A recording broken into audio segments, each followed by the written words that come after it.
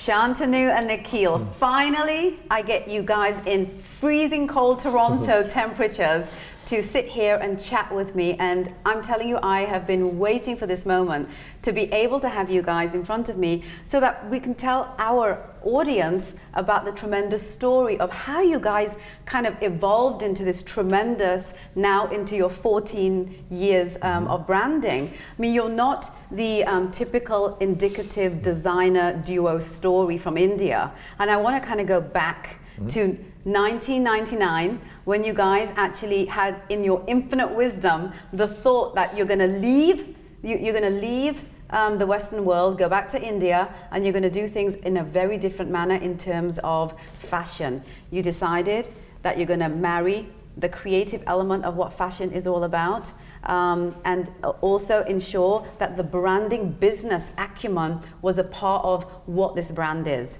And that truly is what you guys are indicative of. And I believe that you guys have been pioneers in that realm, because back then, designers were more just creative designers. They weren't really branding experts like you guys have pioneered and become. So let's talk a little bit about, the story of why you decided back in 1999 to actually get together and launch in 2002 in India.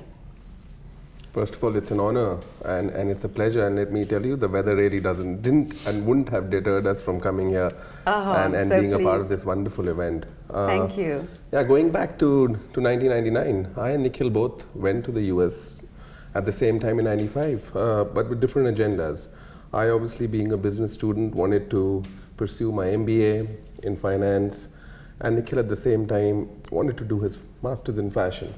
And he just took off to LA. The only difference between the two of us was that he was going to a better place and I was going to a place that is as cold as Toronto in Ohio. So, but yeah, it all started with me completing my MBA. I was working with General Motors in their corporate finance division and just wanted a change. Yes. And just told Nikhil that I'm going to fly off to LA, probably look for a job there, settle down for a few years, enjoy the LA lifestyle and get back to India.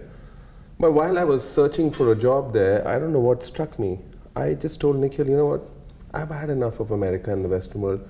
Why don't I go back to India and do something worthwhile, which kind of brings you also back into what you're good at. Right. And this all kind of transcended from the fact when I saw his last graduation collection, for which I had actually gone to LA with my parents. And I was just spellbound because he just had that tremendous knack of marrying this whole concept of the West and brought so much of subtle India into it. And I knew it that this is the wave of contemporary India that one should ride, Right. and which was non-existent at that point in time. And that one moment struck me, and I said, you know what, let me go back, let me sort out things there logistically, and I'll have you there in the next 6 months. So that's how this journey started, and he came back after 6 months, and in 2000 we actually officially launched our brand Shantanu and Nikhil. And what was it about this particular launch that you feel was so pioneering in regards to where the state of fashion was in India at that time? We came back at a time when India was just waking up to the idea of design. We're still in 2000, we were a country where we didn't accept a profession like fashion. Yes. So when we told people that we're designers, they're like, okay, but what is your real business? So that was a big challenge when we got back to India, when we set up our business and we said, okay, what we want to do is we will marry the West and India together, having the sari as the backdrop. Yes. And then move forward from there, but there were no takers. Really? Yeah, there were no takers for a few years. There were only 8 to 9 couturiers around that time, which were pretty much there in the market for about 8-9 years, and they were stalwarts at being called couturiers. So we obviously went into that domain being not couturiers, but trying to bring in a different, fresh element to India, which was never the case with those 7-8 stalwarts, even when they were existent. Yes. So the whole acceptance was an issue. Yes. Fashion journalism was at its abysmal low. It was really not ready to understand fashion other than what was being offered. Right. So it was a challenge, but that was the belief we had in. I do remember when in 2004 we didn't have enough money to think of even making a new collection. And so Shantanu asked me, what do you want to do? Do you want to start making lehengas or get into bridal wear? I said, no, there's no chance. That's not who we are.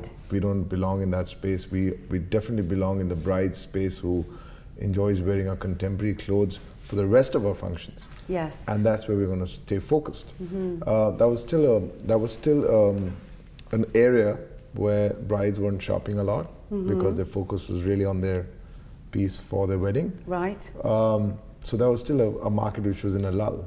Right. And men that time were wearing suits to get married in. Yes. Because Bollywood wasn't big enough at that point. Unlike now, if Ranbir Kapoor wears a sherwani, everybody wants to wear it. Right. So that really came in context post 2005. And I remember the first break we got was with Mr. Bachchan at KBC. Yes. That's where we realized that, okay, our belief is coming into action. Yes. When Mr. Bachchan wants to look cooler, Yes. he's calling us. It's a good thing, which means where we are heading out, we're able to relate to what we want to do, and there is finally a taker for it. And that's where our career actually changed. And you're absolutely correct. I remember that. I mean, you guys actually single-handedly completely rebranded the visual image of Mr. Bachchan, right? And you know, you're being a little humble here when you're talking about that, but you basically brought him from his days of like the 70s, 80s superstar into today's modern, suave, fashion-forward gentleman, but also not forgetting who he is. Right. Right? A lot of designers aren't really as successful in being able to understand that, you know, there's a personality here on one side that requires this facelift, but then on this side we're also a very identified brand. So how do you create that marriage without losing who you are as a designer, and without taking Mr. Bachchan too outside of who he is as a personality? That was a barrier we had to break, but the brief was very clear. Up till then, his first part of KBC was just about looking very formal. And he like had this whole, so he was more like a mentor, so to say. And in the second season, they just wanted to kind of take him back to his 70s, where he used to wear jackets. He was very, very fashionable when it came to his fashion sense during those years. Right. So breaking that barrier was a challenge. But I think, you know, the kind of man that he is, he does appreciate your intelligence more so as an artist. So he never really interfered with what we were doing. That is so interesting, eh?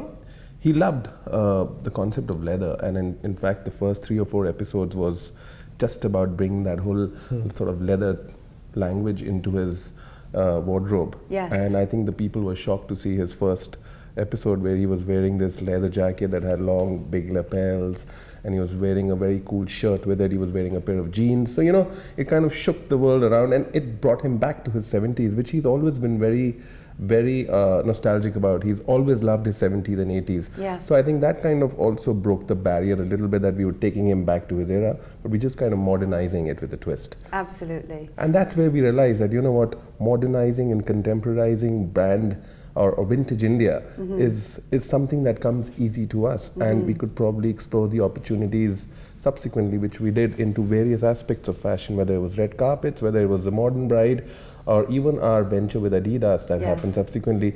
Each one of those developments started with the fact that we did believe that contemporary India is here to stay, because we're looking at a young modern India. Yeah, but I feel that you guys are quite indicative of pushing that modern India forward. You know, I mean, at the time that you guys did, you know, create your brand and put it out there, as you mentioned, there was a lot of challenges associated with that. And there's always challenge when someone is exposed to something that they perhaps don't understand because they haven't seen it before. But you guys had a very clear vision as to what your brand was going to stand for, you know. And I believe that the marriage, in the creative element of what you guys do, the marriage between, you know, the subtlety of the Indian heritage, you know, being thrown full throttle into the modern Western feel, I think you guys got the marriage combination right. You know what, I'll tell you, thanks that you mentioned that, but it's over a few years we've also kind of we're studying it. Yes. Every season we're studying it. We had about 14 categories we used to do before, including saris and lehengas, and now we've come down to 8 categories. Wow. And we realized that. What are those 8? So you have the sari gown that we created, and we actually created a new category in India called the sari gown. Kajol wore it a couple of years ago at the film fair, and it became a huge category for us. Yes. Anarkalis, Yes. which are again very contemporary. You'll see that at the Noki show Can't wait. tomorrow. Then our funky lehengas. So our lehengas are not the classic 14 kali. There's a huge element of drape in it, and instead of us using cholis, we do jackets and we do corsets and we do different flavors. Those are some of the categories. And in menswear, there are waistcoats, there are contemporary bangalas, which are truly inspired by the French or the Canadian, or it could be the British Army. Yes. Oh, I love that. So the philosophy is of a young lieutenant. It's very fitted, extremely structured, but has an element of India on it. Absolutely. So it could be worn by any man in the world, because men love structure. And we think of ourselves in it, so it's easier for us to create it. And of course, sherwanis, which are usually about 48 inches in length, we do them at 40, because we believe that our man wants to still show off the pants he's wearing and the shoes he's wearing, Yes. and that becomes very critical in that length. So there are many categories like that. We don't dabble with certain other categories that many designers are known for, primarily because we don't belong in that space as much as we belong in a more contemporary bride space. Yeah. And What are some of those examples that you don't touch? For example, we will not necessarily do very heavy embroidered lehengas, which are just based on embroidery and weight. Right. Our brides know us for our lightweight garments that they can fly in. Yes. And having wear said again. that, absolutely. And having said that, a lot of our brides mainly are very confident young women. They're very strong women, and they know what they want. And definitely what they don't want is a 15 kilo lehenga. Right. That's very clear. We belong in that space. So no two dupattas with heavy embroideries, they don't come to us, we don't make that. Well, we definitely make things that are more romantic, something that even after 5 years they can think of wearing it again.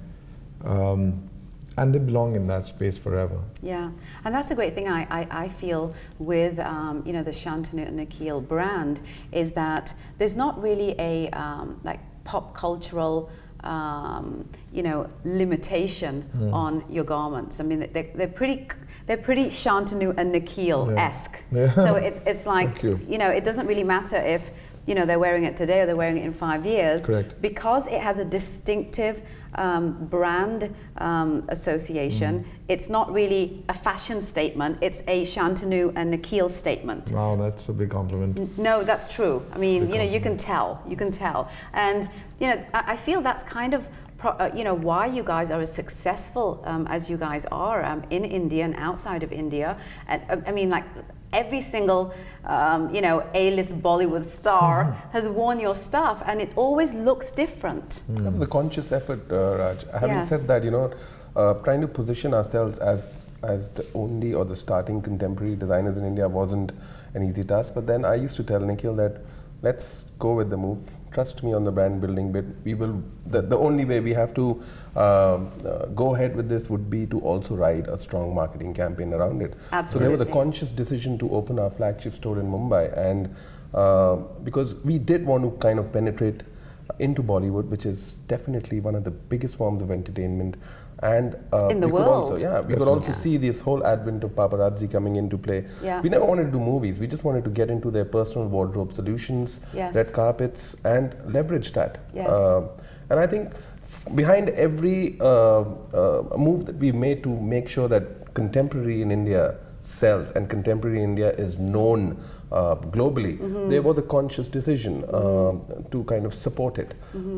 And it's only been recently, up till now, we've just been rationalizing the brand. Right. It's only recently, in the last 3 or 4 years, that we've seen that the modern bride, the modern Indian, has become extremely confident and independent. She doesn't come to our stores with her parents or with her peers. She comes with her groom to be. So, we've seen that that transition. that whole India movement sort of evolving into this urban urban, fashionable fairy tale, which is here to stay. And what do you feel has been kind of your way of branding, beyond the celebrities, beyond, the brides? Because obviously, the success of Shantanu Nikhil is in the creative side, but also the business marketing strategies that you guys have implemented. Clearly, we wanted to make sure that whatever we do, we have to be the most accessible and marketable brand, at least in India. And that's where our entire focus was, that we need to be leaders here in this market and then kind of look at branching out. So for that, we needed to open retail stores, which is probably the only way of directly communicating to your clients. Yes. What we were doing on the runways was branding one aspect of our fashion business. The other was, are we accessible? So yes, our distribution network was primarily more geared towards opening our own flagship stores. I think that is one of the most important aspects of a Shantanu Nikhil growth story so far, and we plan to open many more stores. I feel that's the best way to answer all your customers' queries and be directly in connect emotionally and commercially with your clients. Absolutely. And we need you guys in the West, because we what wanna you be guys, here. what you guys represent, and this is why I'm really excited about having you guys participate and honor us with just the tremendous creativity that is a part of what you guys do. But you're not typically Indian, and in the West, we're not typically Indian. Correct. But we're very, passionate about India. Yes, we love our community, we love our culture. Yeah. We want that element in there, but we want to be able to have it as versatile as possible. And you guys are one of the very few India-based brands that truly could have an incredible market share out here in the West. So you know what, every time we travel, Shantanu makes sure that he uses his travel as a recce. Yeah. And I think that this show is going to be incredibly important for us, because firstly, you're going to give us a chance to move out and reach out to people like yourself. Yes. And that may help us to make a very strong decision by the time we head back as to how we see this market and what is it that we want to do here. Yes. I do see, I've been reading up while coming here, there are a lot of Indian celebrities who are doing really well. There is a strong women-focused, confident women who are Indian Canadians, and that's a really big market for us. Yes. I mean, we've always focused on tapping into a super woman, so to say, and we find a huge bank of that here. So yes. I think Shantanu might end up making a decision, and whatever he makes a decision on, we'll have to go by it. So well, he's made some pretty fabulous decisions. You mentioned Adidas earlier. What a tremendous success story that is. You guys are the only Indian designers and design house that have actually gotten a gig like that. Right. Talk to me about how that came about and why you decided to actually do that collaboration. So I'll tell you how it came about. Yeah. I was playing golf at a tournament, and I was supposed to play with a team where Shantanu Nikhil had a team of 4 golfers, and Adidas had a team of 4 golfers. Okay. And so we thought our team is going to play against another team, yes. right? But it happened that I was pushed into the Adidas team to play against the head of Adidas, and the rest of the team was playing with other teams. Okay. So it was by accident that we got a chance to meet the head. That was Andreas Gellner at that point. Wow. And Atit Gaur. And I remember while playing golf, we were talking about how exciting it would be to do a sporty line, yes. Which had a lifestyle tag to it. And I remember Andreas said that we must talk about it, because the fact that you guys are sportsmen also gives us a big leverage as to how you see design. Right. And post that. Yeah, but naturally, the first thing that, in fact, now, whenever you see even a couture clothes, you'll have an element of sportswear in it. We've been sportsmen since childhood. We've been playing sports, we've been representing our state.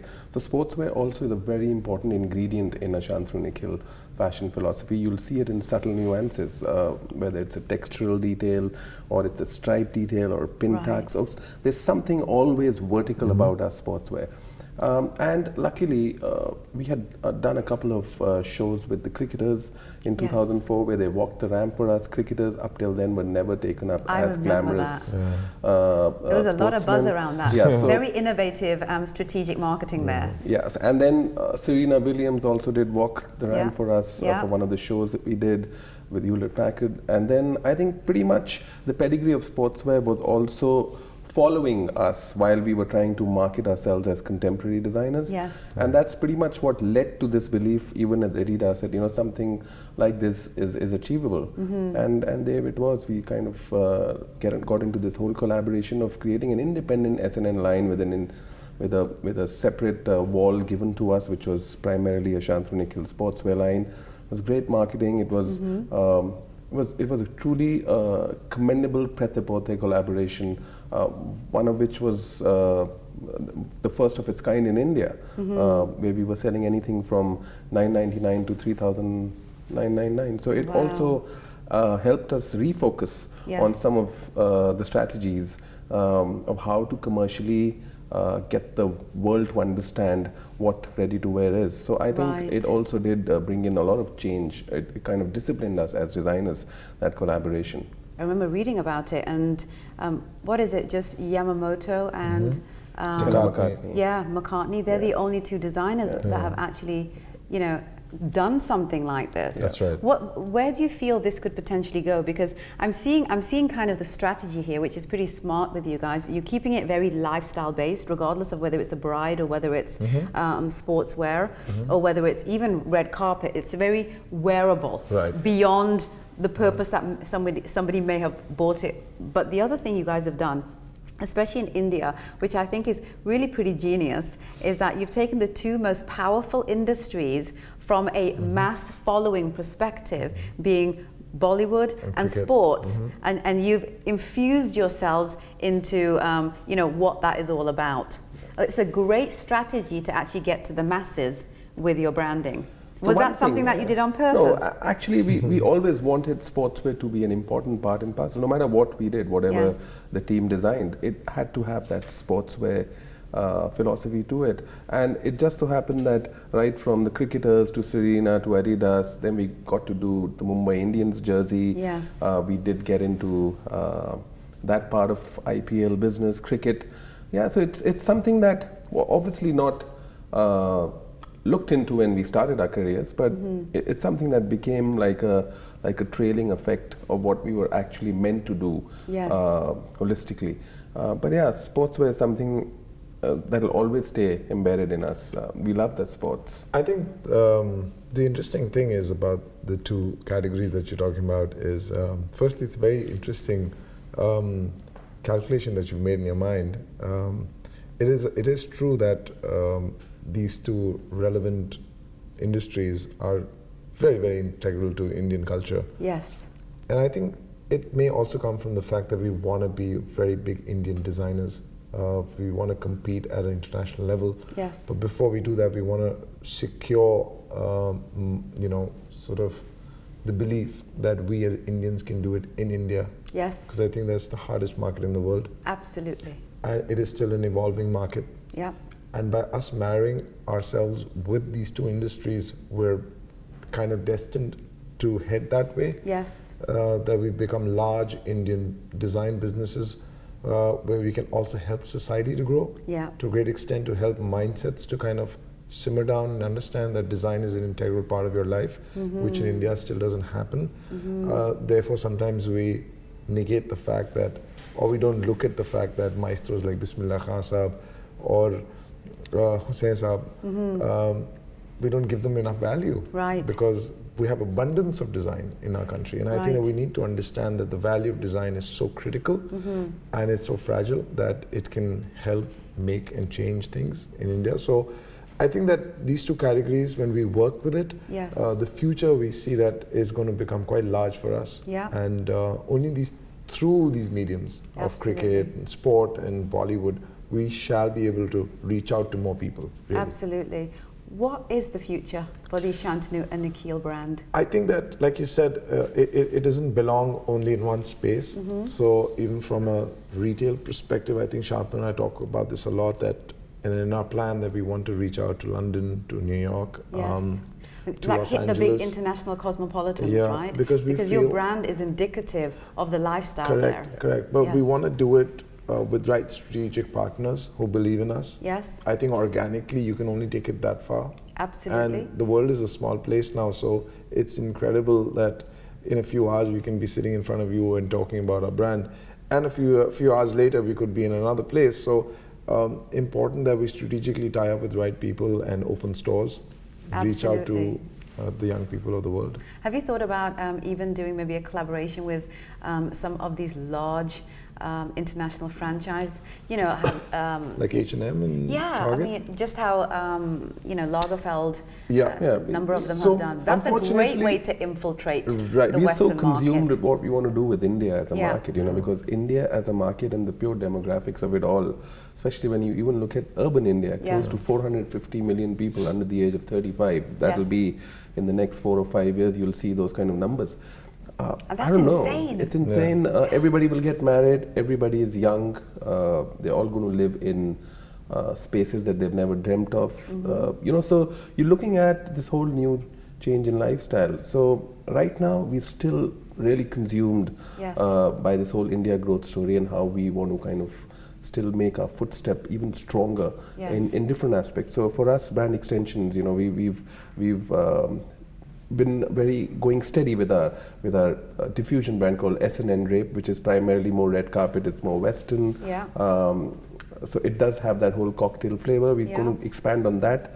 Hopefully, going to open a few stores along with that. We're focusing very heavily on the accessory side of it now. Oh, that's interesting. Yeah. Kind of creatively. Talk about that a little bit. Yeah. All about the accessories. So I think when you're doing kind of couture, which is sexy, it's incredibly important to put in the right accessory with it. Absolutely. And we And started. you've probably time after time seen people wear your magnificent clothing and oh God, what are those shoes? Oh, what is that jewelry? That's right. So that happens a lot, especially on the red carpet, because you know you give the outfit to the actor, and the stylist goes and picks up something that they believe that will work. So that's where it really stemmed out from the idea, and we started doing a line of clutch bags, which have been giving us certain revenue. Shantanu is better with that, but from a creative perspective, it's a great platform for us because I get to work with just 10 inches of craziness. Yes. And from 30 yards or 50 yards go straight only into 10 inches. It's quite a extravagant collaboration, to so to say, of design. So they're more three-dimensional. There's a lot of craziness that goes on in making it. And again, it's very powerful as a product because when you Yes. hold it, you kind of feel that there is a certain amount of intensity in design. Yes. So it gives us an opportunity also to do simple pieces with a crazy clutch bag. Oh, I'm so excited. What I can see for the future for you guys, as much as you're focusing on India, trust me, good design is good design and it has no geography. So you guys are definitely going to be everywhere that chic, fashion and innovative people are. It's going to happen regardless. Thank It's you. just going to happen. And the other thing that I find really interesting about you guys is that you're smart enough to understand that fashion is more than art.